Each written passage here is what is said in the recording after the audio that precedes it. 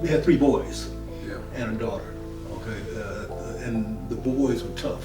Yeah. Okay, and you really didn't want to be challenged by your boys.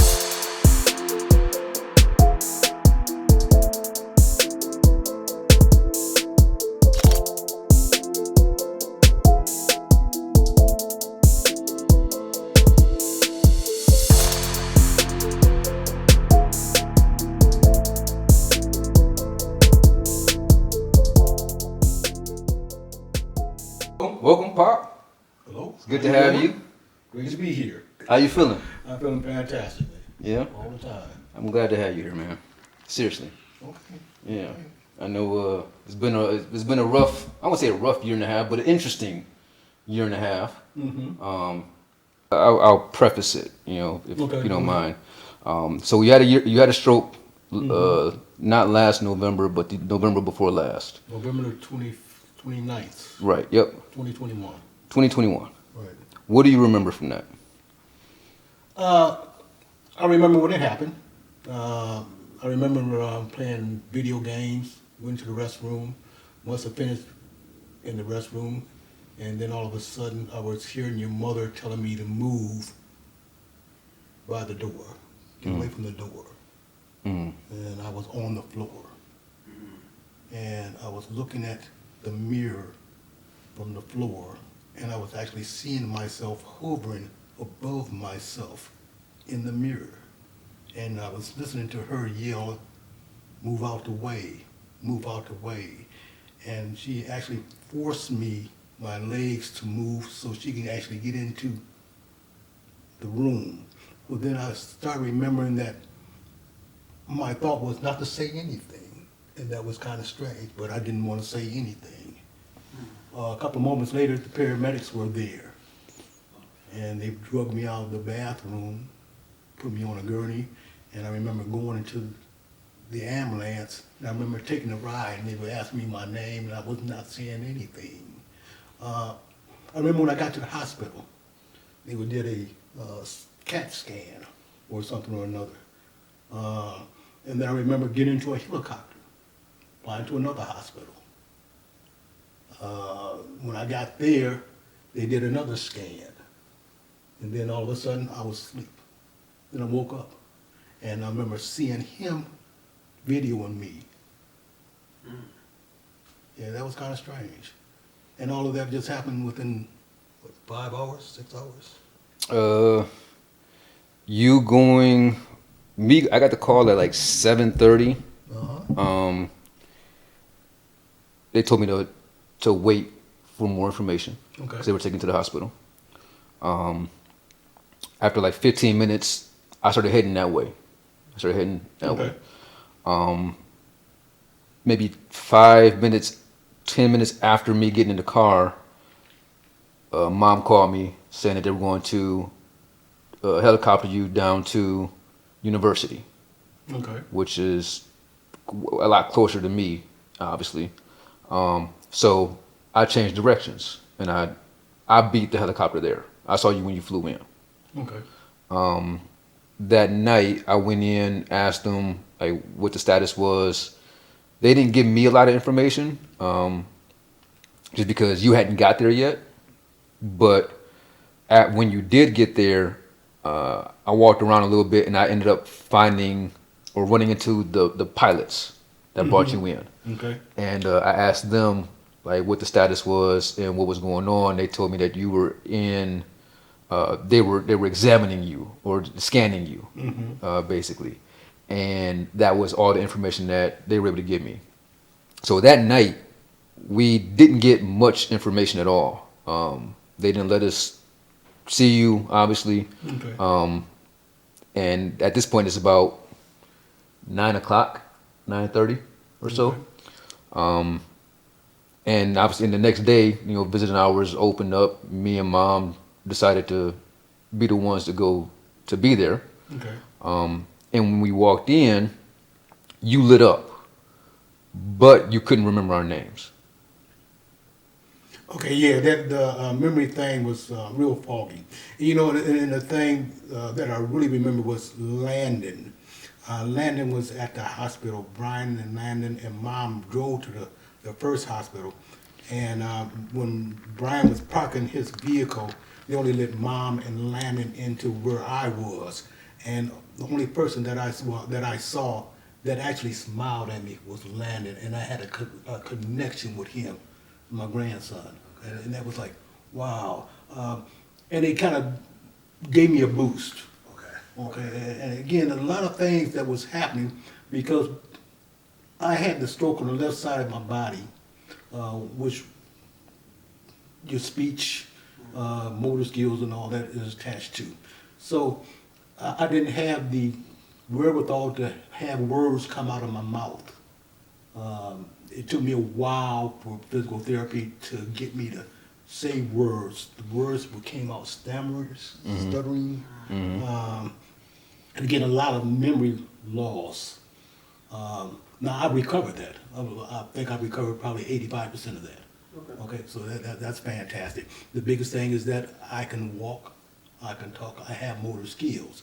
But again, the part of the body on my right side, left side, brain works the right side of the body.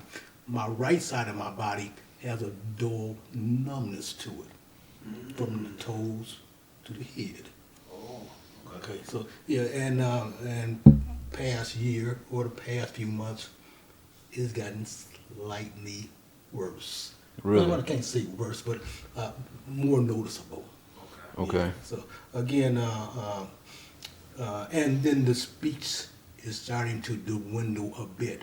But again, your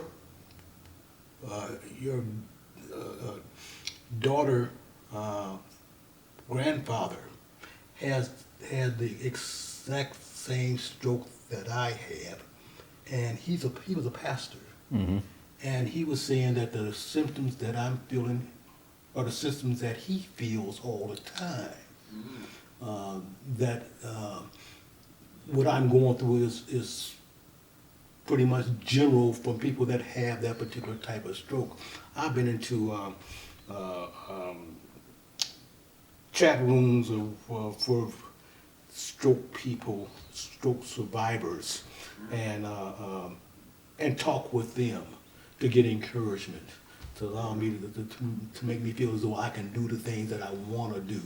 Because at first I was kind of hesitant, but now I'm doing whatever I want to do. okay. Yeah.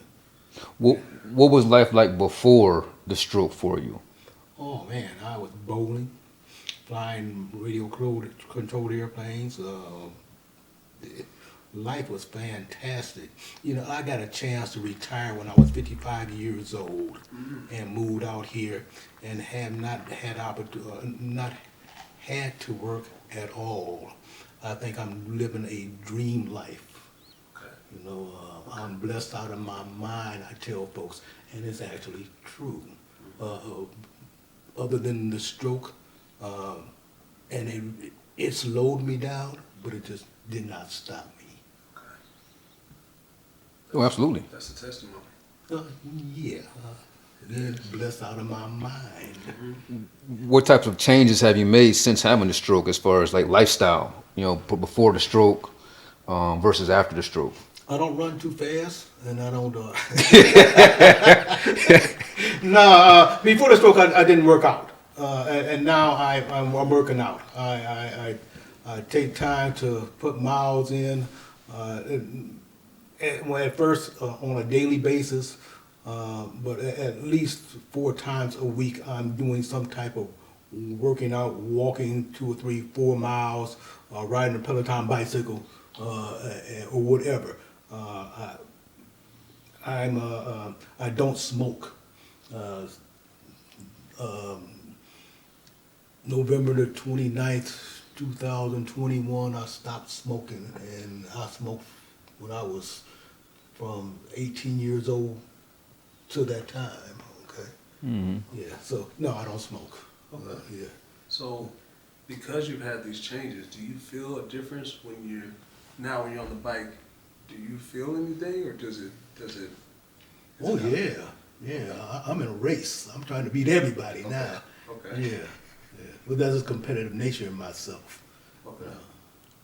Yeah, we talked about that with Brian and them, how competitive. Oh, absolutely. Yeah, and you even put it in all your kids. They caught on, okay, and we always watched games, we always did events, and they caught on, and they caught on quickly. Okay. Yeah. What's something that you're like super proud of? Just I'm proud of you based off of everything that you've overcome. You know, what would you say is kind of like the highlight for yourself? Highlight of my life. Being married since I was 22 years old. My kids, how proud I am of what they're doing. And you know, again, they make their decisions. And we've always said, you know, you make your own decisions, be them right, be them wrong, but they're your decision. You make them decisions yourself. And they come out fantastic. My grandkids that y'all supplied, they're a fantastic bunch. Everybody's doing real well. My mom is doing real well. And again, you know, she's 84. And then I don't have a lot of friends, but the few friends that I do have, they're fantastic. And I don't talk with them a lot because I'm sort of a shy type of person now. And then I'm working on my project, my things that I like to do. I spend a lot of time in my garage or in my TV room or on my computer or you know, I have things that I like to do and I have a tremendous amount of time or a lot of fun doing it. Okay. But the biggest thing is that all of my kids are successful. And all my grandkids, I have wonderful parents. Yeah, I mean,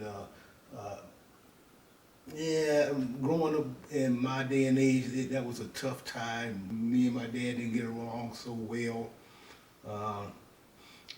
But when he passed away, I found the secret to who he was. Kind of missed that now I found that, but again, and I try not to bring that to my kids. Dad was he was I don't say mean, but Iron Fist. he had a very hard sense of himself. Yeah, that was kind of tough. You had a little bit of you definitely had a little bit of them.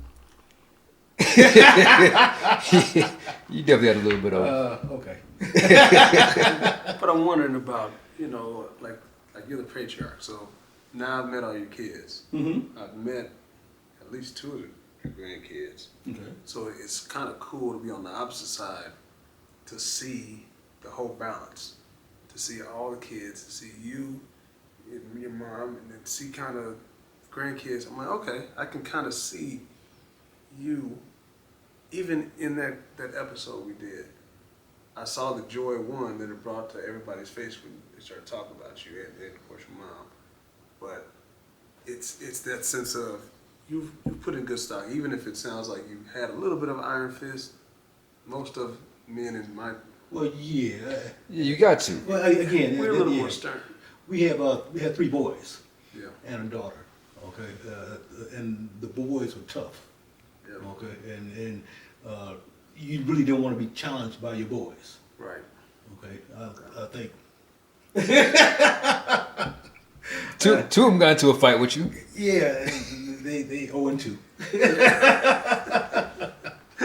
They always want rematches, but they 0-2. And then they caught me when I was at a bad time. They caught me in a cast. One caught you in a cast. You were at 100% when I tried you. Oh, Yeah, okay. yeah. See, you're smelling yourself. That's what we call it. Well, yeah. Start yeah, smelling yourself. And I never did smell myself with my father. He was a Marine sergeant. Okay. Yeah, and he was all of that. Yeah. Yeah, so yeah, I didn't challenge that guy. Sounds like my dad. My Yeah. dad was not about games at all. No, At all, ever. No. As much as I tried not to be that particular person, there was times. There was truly times. But then again, you know, we had a wonderful, and I'd say, life as far as raising them. played football, basketball. They went to track meets, gymnastics. They were all into everything. And it was so much so that we had to buy the oldest kid who turned 16 a car so that he can help facilitate getting people to particular events and stuff. And again, it was a wonderful time. I worked a lot. Mom worked a lot. She worked a couple of jobs. I worked all day, every day. But it worked. You know, the family worked. And we took a trip every year. Every year we either take a dart and throw it at a map and go that place, or we planned a vacation. But every year we all got together and went somewhere. Yeah, we in the family dynamic, we felt that was just how relationships work. You know, I think that kids grow up emulating how how their family dynamic works. How did you guys come up with that? I would say agreement to hey, this is how we're going to, or was it just like, hey man, this is my shift, you know? We needed money. We had 4 kids. We needed money. Okay. Okay, so the job was paying overtime. I mean, I'm not turning down anything on my counter. I'm going in there and get that money. They wanted Nike tennis shoes, and I wouldn't buy Nike tennis shoes because Nike tennis shoes cost $100 a pair. Yeah. And I'm not buying $400 worth of tennis shoes, and you need underwear. Okay. Yeah. Whenever there was an opportunity to work, I did, and that meant holidays too. Okay. And Mom understood that. Even though we made money, we had to spend money fast.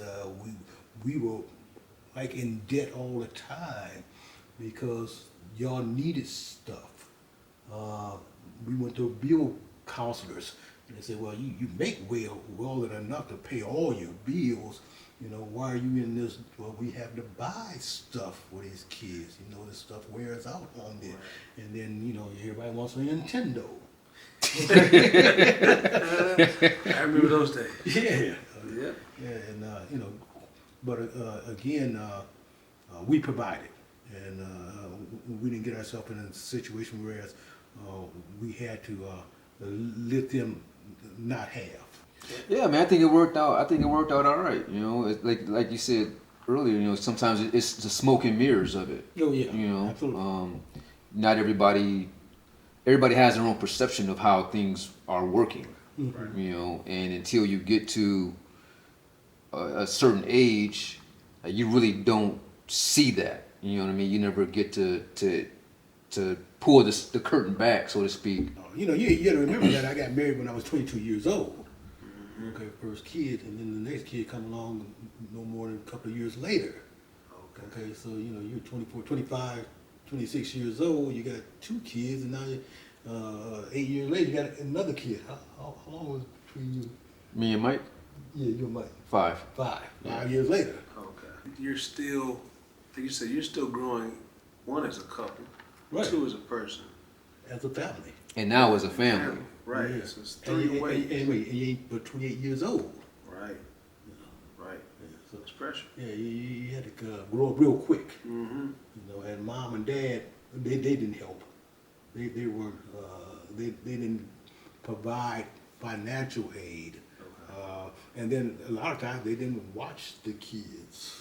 Mm. I don't know if Mom ever watched. Well, maybe one time. Yeah, it sounds like it, but it still sounds like you were able to kind of pull everything together, Oh, even yeah. though, like you said, it was work. Well, yeah, it was a responsibility, and the thing is, we were not didn't have arguments and stuff or moments when things weren't tough. That we decided we were gonna go some different direction, but we was like, we're in this, we're gonna stay in this, and it just worked out. Prayed a lot. Okay, I was gonna say, Prayed a lot. what's one, since you've been through this and you've been married for these years, Mm-hmm. what's one tidbit you give somebody who's either thinking about marriage or is in a marriage now to help them stay on course, to have longevity in their marriage? Compromise. I mean, you know, we're a cancel culture now. You get a headache and I'll leave you. Right. Okay. Right. Nobody wants to stay in the mix, and everybody's all about themselves, in my opinion. Okay, that's just my opinion. There are some situations where, if it's a harmful situation, get out of that. Okay, somebody hit you, you out of there. And I won't tolerate that at all. Okay, but again, we're in a cancel culture, and I believe that if you cannot compromise, if you can't swallow your pride, if you ain't got nothing going on. Yeah. You know? And if you can't pray on it, it ain't gonna work anyway. Okay. That's my thought. That's good. I think And I think you found yourself a winner because 45 years, it'd be what, 46 years this year, right? Married, and obviously you don't do that without being able to compromise. I mean, how does the communication work when it comes to that? Oh, she goes in her side of the house, I go to my side of the house. She's on the east wing, I'm on the west wing. It works real well for us. You know, she does her thing, I do my thing. You know, there was a time. There was a time where I thought that I wanted to be something in my life. It was I wanted to be a pilot. So I did the flying lessons, bought an airplane, and we were off. I think we flew to Detroit. You and Kathy, Mom, and I flew to Detroit. No, you weren't old enough then. You talking about Brian and Mike? Brian and Michael. Yeah, I wasn't Okay. around when you had the plane. So we were going to fly to Mackinac Island, and Michael and Mom was in the back seat. Brian and I was in the front seat, and Mom was writing the last will and testament, and it pissed me off, and I sold the airplane. because she was afraid of it. Yeah. But now, shoot, if we go someplace, I'm flying first class. You flying all over the world now. But again, I was really wanted to be an airline pilot, and that burned me forever and a day. It still burns me. Yeah. So it sounds like forgiveness is also something we want to add to that. Absolutely. Yeah, absolutely. You know, again, swallow all that pride stuff. Because my daddy said it's cheaper to keep her. I've heard something similar. Yeah. And I heard that too. Yeah. But my other dad said, pay them off and lay them off. I mean, we do see that still to this day. We still see that though. We do. This is what I believe, and correct me if I'm wrong. I do believe once people have kids, there's a different set of urgency that happens. There's more or less a click. But I do see people now work more jobs. They're doing more things. And, you know, my kid needs this, I'm getting it. You know, I see more of a drive opposed to people who are single with no kids. The jobs that y'all have nowadays don't provide for y'all to have pensions and things that provide for you to have a goal in life. Okay, so y'all going from job to job, and maybe you work your job maybe 2 or 3, 4 years, and then you move on to the next job. And for me, I worked 35 years with General Motors, and then they provided me a pension with I live on, and I'm blessed to have it, no doubt about it. Okay. Whereas I've talked to people that are in my age, my group, age group, and they're retired, and they have to work jobs because they don't have a pension per se, or then they did not pay into Social Security, so they don't have a government check, Social Security check either. And so you have them working at, and a couple of them, they were working at Home Depot. And you know, it's like, well, they'll be working there until they die because they don't have a lot of money. Okay? Again, I'm trying to tell them that you got to put your money away. Oh my kid, you got to put some money away because that time is gonna come. time flies. Okay, time is really flying. You may notice or you may not notice, but it That's it. does. And as older you get, The faster it goes. gets. Okay, like I was 24 hours a day years ago. Okay, I'm 16 hours in a day right now. Okay, time flies for me. Okay. Okay, if I don't get up at 6 o'clock in the morning, my day is shot. Okay, especially in the summertime out here, you have to get up at 5 o'clock in the morning and get rolling, Jack, because at 2 o'clock you got to shut it all down. It's too hot. It's too hot. I see what you're saying. Okay, so yeah, and if you don't have that determination, that drive, oh, you're not gonna make this. You're not gonna make it when you get 55, 60 years old. Okay, But like you said earlier, people make the choices. they do. And They do. if we're given free will, you're gonna make whatever choices you feel are best at the time with whatever knowledge you have or whatever you're coming with.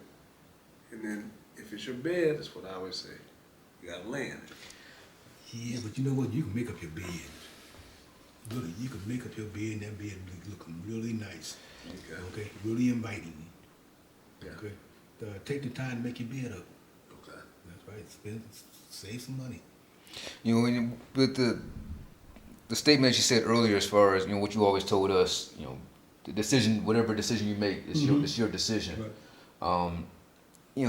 And that's something that I've always, I tell that to other people, because you have to be comfortable with living with your decision, good, bad, or indifferent. I say that, then I move on with it. Okay, that's a story that I tell to give y'all the opportunity to think about what y'all want to do. Right, right, Okay, but then I move on with it because again, that's not my issue. Right. Right. I think a lot of people tend to hold on to those things, though. For other people. Oh no, I can't. They carry other people's baggage. Yeah, they tend to carry other people's baggage.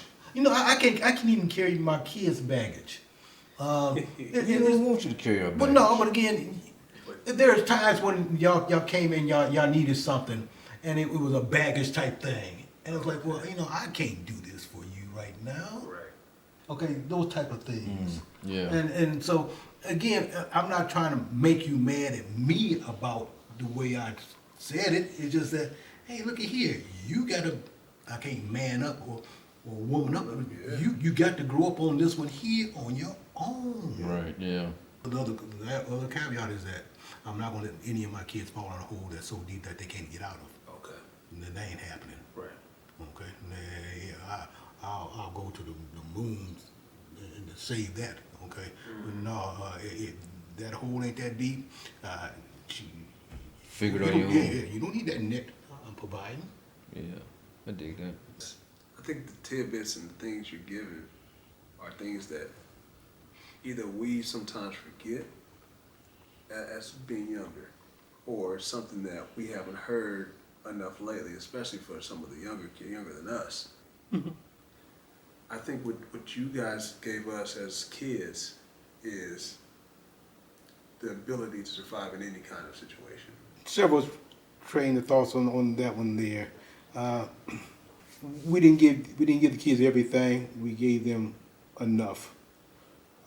Nowadays, I would never buy a $1,000 iPhone for a kid that's 12 years old. In my opinion, they got this thing screwed up such that a lot of y'all can't afford a house. The cars are ridiculously priced, but it's technology. And again, the new AI thing that's getting ready to come out, that's Man, going to be a real game changer for y'all. You heard about it? yeah. And basically, what it does is you could tell it to type, whatever, right? Type up a screenplay about whatever, and it will type up a screenplay for you. A legit screenplay. This is artificial intelligence that is getting ready to come out pretty darn soon. That it passed the bar exam with 90% effectiveness. What? It It passed the bar exam? well, absolutely. What? Yes, absolutely. Ooh. No, this thing is real serious. In fact, China and Russia are trying to get it, and United States is they're trying to hide it. The United States is trying to hide it. The guy that developed it, he said he's afraid of it right now. That's Okay. gonna change the It's world. crazy. It really is going to change the world. They see some bright sides of it, and as far as doctors being able to work on patients, but this thing truly, they scour the whole internet, anything and everything on the internet, and they fed it into this machine or this thing here, and it has the response of everything that's on the internet. Now, can you imagine how big the internet is? Okay, I grew up with the internet. Internet came around about 1980 something. Okay, and now the internet is just like okay. Anything and everything that's on the internet is on this thing here, and it can write a term paper, know anything about you, wherever you have been in your lifetime. Okay, It's wild. it's wild. But again,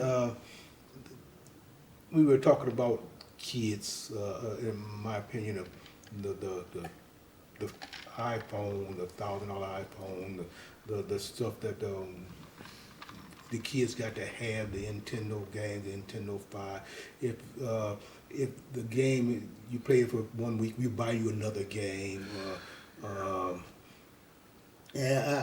I don't understand it, but you know that's the way of the world. And I don't judge anybody for doing what they do with their kids. You know, I know I didn't do that with mine.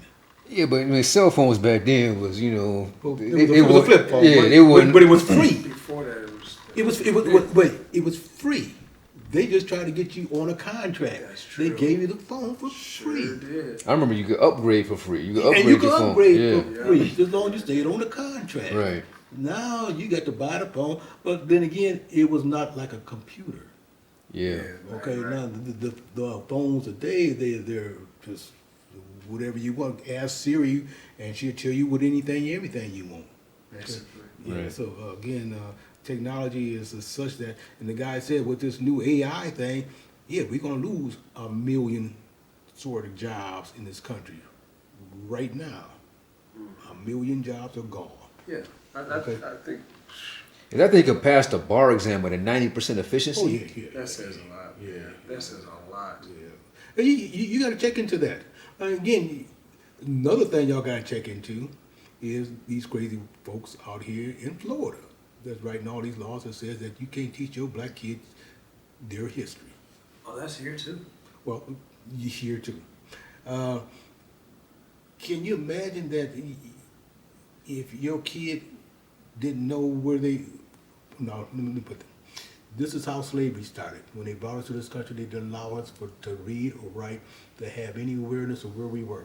So that's why you could not run in slavery. You didn't have no place. You didn't know where to go. Right. Okay, and then you couldn't read the signs that would tell you where to go. Right. Okay, and they took away anything and everything as far as your history.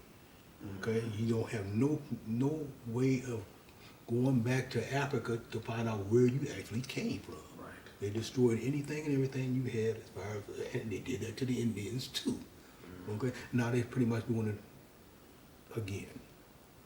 Okay, That's how you control the masses, though, right? they're truly controlling y'all. yeah. I mean, there's only 3 ways you can control people. Is one's by the media, right? What they pump to you. The other one is by education, you know, and the third one is based off of politics. Well, and the politics is working. I mean, they got this thing going on, and you know, and my biggest thing is if you don't vote, don't come to my house. You know, if you don't cast a vote, don't come to my house, because you're the reason why we're perpetrating this stuff here. You just allow this stuff to fall through the cracks. You know, we could have some good people in office.